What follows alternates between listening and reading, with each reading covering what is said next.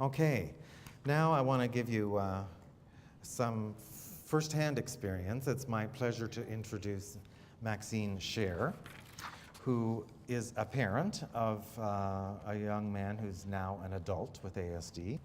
Welcome, Maxine. Okay.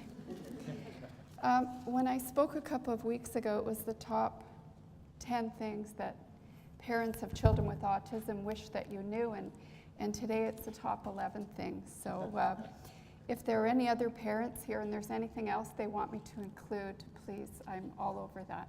So thank you. I've been asked to share information that might help you to be even more outstanding in your work with parents raising children on the spectrum. I'd like to help you to understand what it might be like to walk in their shoes. And why have I been asked to share this with you?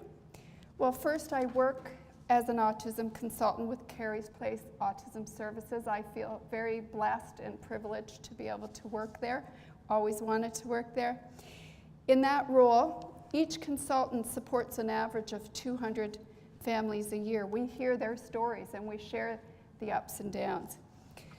I'm also the proud mother of a young adult with autism spectrum disorder. So I've walked in those shoes that I want you to try on, and I can tell you that they sometimes pinch. The joys and pains of the journey has inspired me to become a consultant with this agency, this is the agency that provided us with the most meaningful support.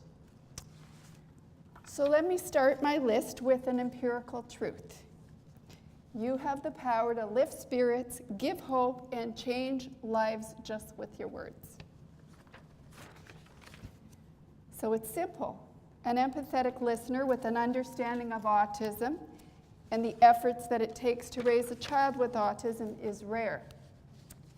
So rare that all of us parents can share with you the names of just one or two autism angels who have made us feel stronger, feel heard and understood, feel supported and less alone in a journey that often seems without end. You could give parents strengths for the next leg of the journey. The power of your positive words and meaningful support will resonate with us for years. We even share stories of you with other parents.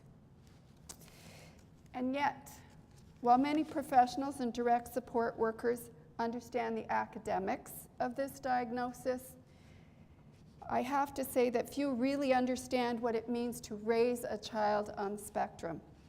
They don't get what we deal with at home, and really though, how could you if you've never been taught? Here then are some of the things that parents of children on the spectrum wish that you knew in your role. Number one, having a child with ASD can lead to depression for the parents. Reasons vary, but mothers raising children on the spectrum are more prone to depression and anxiety than parents raising typical children. It might be a genetic predisposition. Then again, consider the reality of raising a child on the spectrum. The constant concern about the child's future, about his social isolation, his awareness of his differences, and the profound unhappiness he has that often results. These things make mothers unhappy. Add to that the fact that parents have to fight tooth and nail for every bit of service their child gets, and whatever they get, we know it's not enough. In fact, there is one study out of the University of North Carolina that suggests maternal depression in these families stems from mothers feeling that they can never do enough for their child. Most mothers that I work with are confused and somewhat frustrated. They feel there's something they've missed, a personal oversight that's caused them not to plug their child into just the right services. They had the notion that once he or she was diagnosed, services would fall into place to support his or her development. But as a consultant, I can tell them the reality. The reality is there are few services. The service terms you're going to get are short, funding sources scarce, and you, Mom, are doing a fantastic job. You're pulling together everything that you can. Whatever the reason, Many of the mothers that you speak with are battling depression or anxiety, even if they put on a brave front. Please don't forget to tell them they're doing a good job. Can you encourage them to take care of themselves? Can you please tell them that their perception that there are few services out there are correct? Please warmly transfer them to an agency or service that's actually going to help them to move forward in their journey. And number 2, as Neil touched on, wait lists. Wait lists. Everywhere we send families to request services, there are lengthy wait lists, but consider this. The child's speech is absent, delayed, or difficult to understand. They're clumsy, unable to dress themselves, toilet themselves, play with peers. Their behaviors limit the places and activities that the whole family can engage in or attend.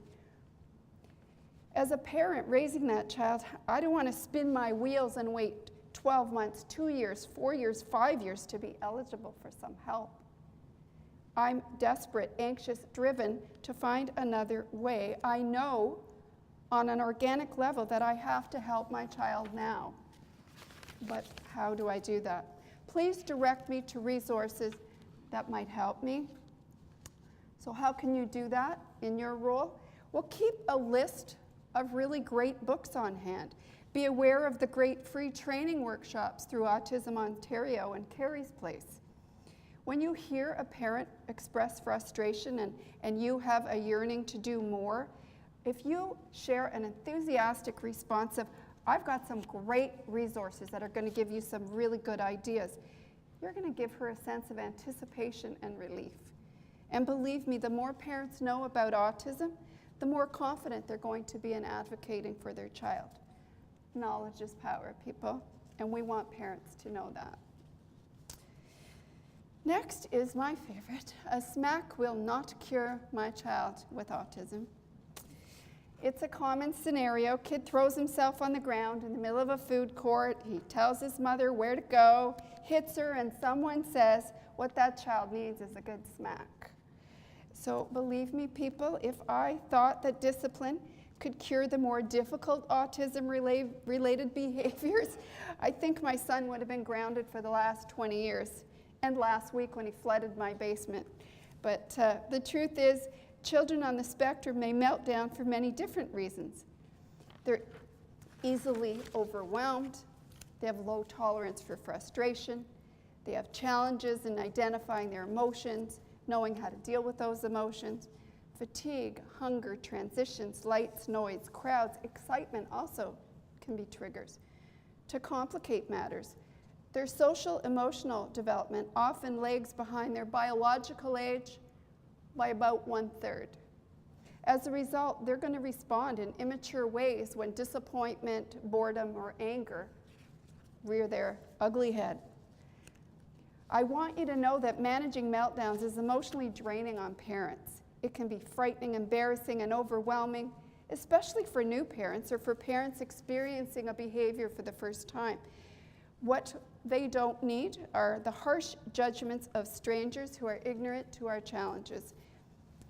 We need what you can offer, a connection to services that can help our child to manage his emotions, and your active and sympathetic listening. Next, autism impacts the entire family. Regardless of where a child is on the spectrum, the diagnosis affects both the immediate and extended family.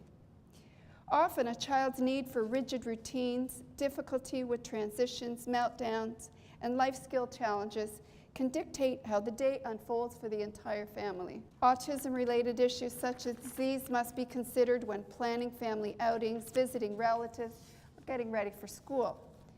We commonly hear that mothers have less time to help typical children with breakfast because the child with ASD needs support with so many activities of daily living.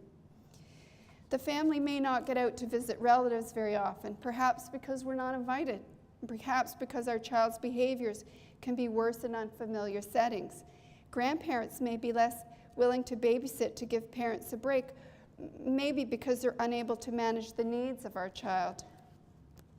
Even highly articulate, bright children with ASD can be extremely slow to cycle through the steps of their morning routine, their homework, their chores, and often need parental coaching to get through all of those things. This can be frustrating and leave other family members feeling like they're taking a back seat to the child with ASD. In any case, you get the picture. ASD impacts everyone. I'm going to make special mention of siblings, how autism has a profound effect on that relationship. We know that sibling rivalry can be stressful in a home, but with autism in the mix, it rises to a whole new level often. Siblings can become resentful of the amount of time and resources that are given to the child on the spectrum. Sibling conflict can be a huge issue in the home, with typical siblings feeling the ASD child gets preferential treatment. A child with ASD demands a great deal of his mother and father's time. This resentment can result and is intense, and there is also guilt that parents harbor over the uneven distribution of time, attention, and resources. As well, siblings can become very angry at their ASD sibling for upsetting mom or dad, for physical aggression towards family members, or for always being angry or anxious and therefore getting mom's attention one more time. There are also the frequent trips to doctors and other supportive professionals, all of which cut into family time together. Though many typical siblings do love their sibling on the spectrum and are great supports for them, some are embarrassed by their sibling with ASD, and others are angry at the way autism dominates the family dynamic. It can make a difficult family life. Number 6 is guilt. It can be tough to parent a child who may not give or accept affection. The social deficits are the core challenge in autism across the spectrum. It's reasonable when we're new parents to expect that we're going to have a cuddly baby and an affectionate toddler, and as they get older, they will show affection as well. We imagine warm and close connections with our children, but here's the thing. There's a good chance you're not going to get that kind of loving when you have a child on the spectrum. You might. Some are quite cuddly, but many are not. So picture this. Hugging a child, hugging a child who stiffens or recoils at your touch or says bluntly, "Don't touch me." Or when you pat his arm, cringes in disgust, or cringes when you kiss his cheek. Not all children with ASD rebuff physical attention or fail to give it, but as I said, many do. Parents learn to accept. Sorry, this one always gets me. Okay.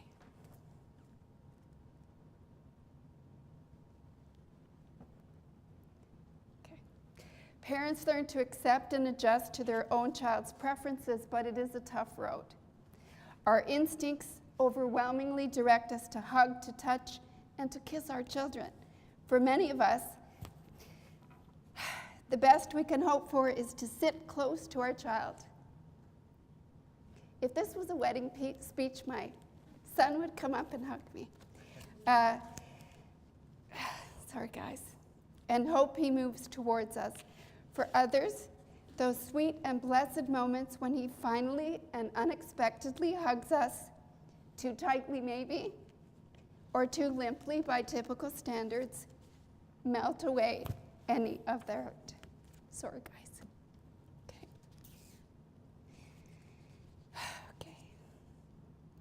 All right, this one makes me angry, so we're good now. We cannot afford to give our child all of the therapy and support that we know he needs. And I know there are many she's, so my apologies if there are parents with girls in the audience. It often surprises people who don't have an autistic child to know there are few government-funded supports for the services that children on the spectrum require. As parents, we often believe that once we have the diagnosis, services will be put in place to help our child to be the best he can be. We soon learn otherwise. In fact, unless parents actively pursue therapies, nothing comes to them. Even if you push, though, as hard as you can, there's little service, and even less for those who have higher cognitive levels. The thing is, as parents, we often see improvement when our children get a course of therapy. That leaves us feeling frustrated and a bit driven. We have the sense that our kid would benefit from receiving help every day and for years in order to achieve their highest potential, and they don't get it. We can't afford it. More guilt.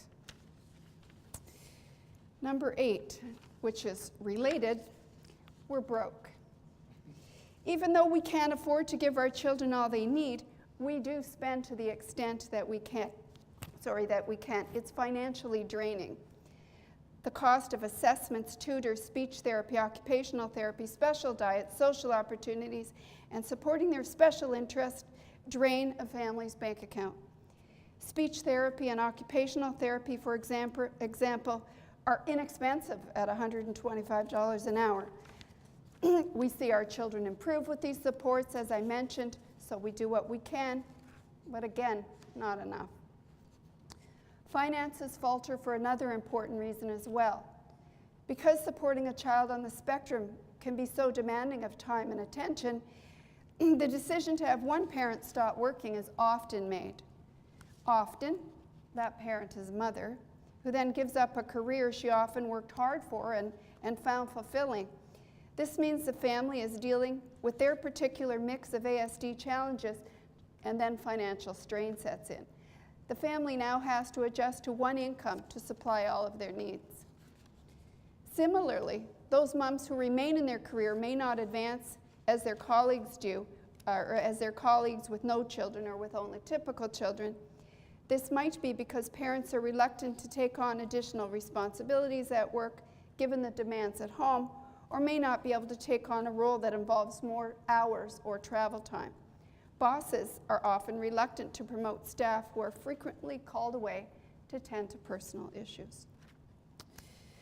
Number 9, raising a child with ASD is hard on a marriage.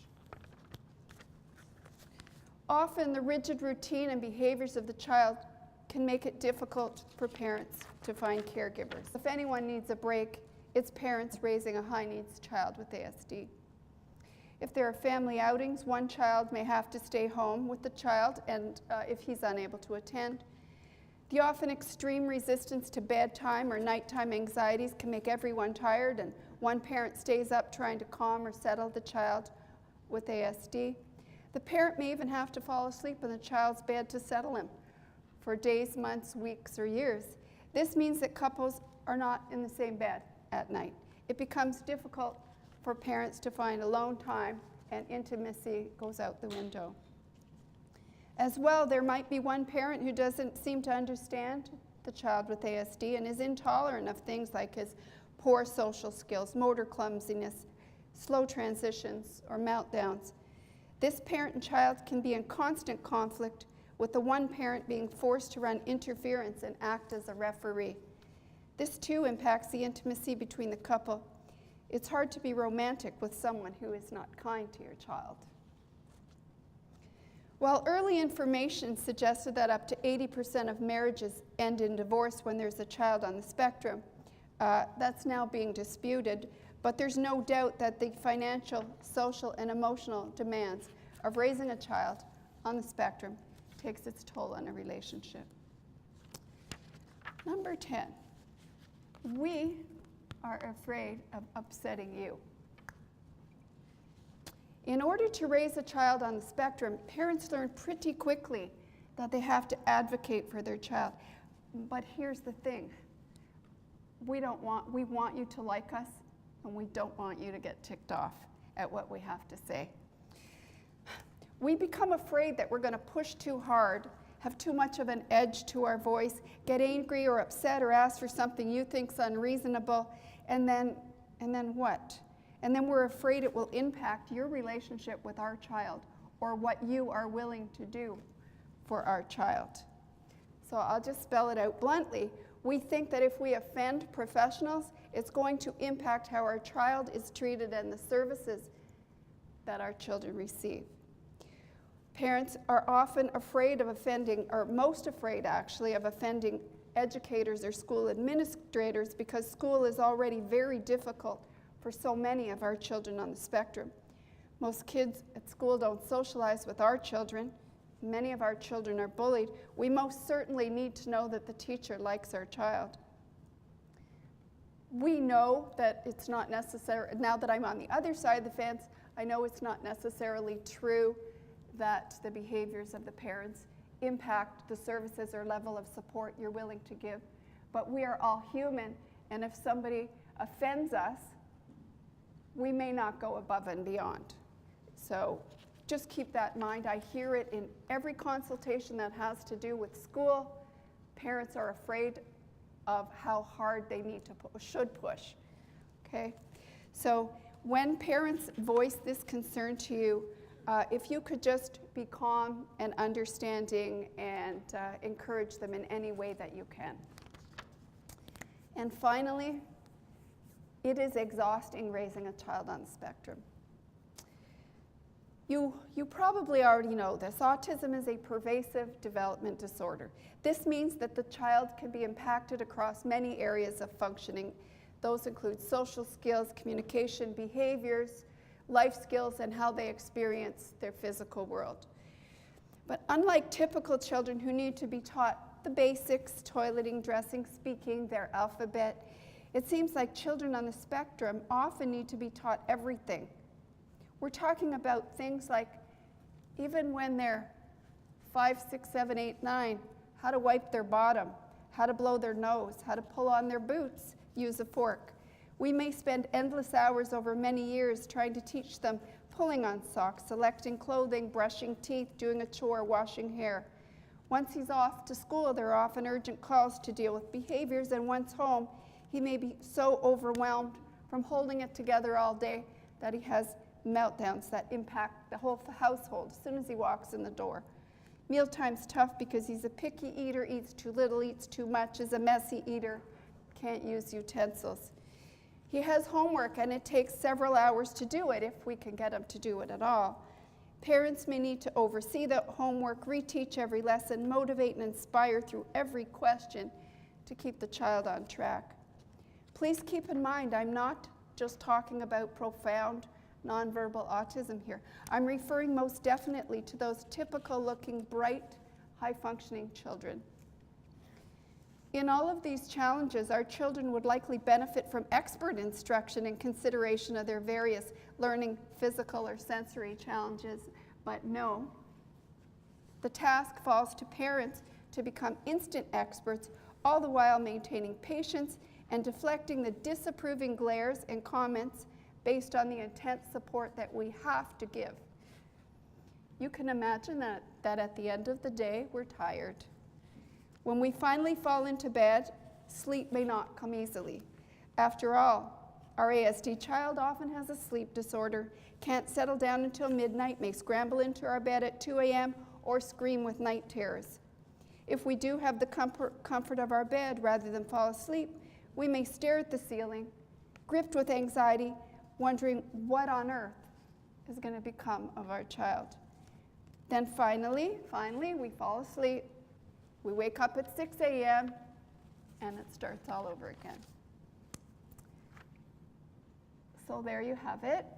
Some of the things that many of the parents I've worked with hope that you will know when you pick up the phone to speak to them. This is really just the tip of the iceberg, but these broach many of the major frustrations that I encounter with parents. I hope that you understand the power that your words of comfort and encouragement can have for a parent. Be an angel. Please sprinkle the words that you share with parents liberally with hope and support. Thank you very much.